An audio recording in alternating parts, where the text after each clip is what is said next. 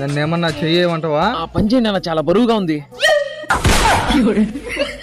ఏం చేస్తాను రా? అదే అన్న, మా ఊర్లో బొమ్మని చేత్తో ఊరేగిస్తామన్నా. ఈ బొమ్మని ఎత్తుమా లేదా అని చూస్తాను. మీరు ఎత్తినట్టు లేదురా, ఎత్తేసినట్టుంది. ఏందన్న ఆ మాట అన్న? మేమే దొంగల మాదిరి కనిపిస్తాను బొమ్మ కొట్టమని వస్తే. సరే చెప్పురా, ఏ బొమ్మ కావాలో? ఇంత బొమ్మను మేము ఎత్తలేం గనా, పా చూపిస్తా. సరేపా. అన్నా ఈ బొమ్మ అన్న. ఈ బొమ్మ అన్నా ఇంత బొమ్మను మేమే ఆడెత్తుమన్నా. ఇదో ఈ బొమ్మ ఇదైతే 6,000 కన్నా.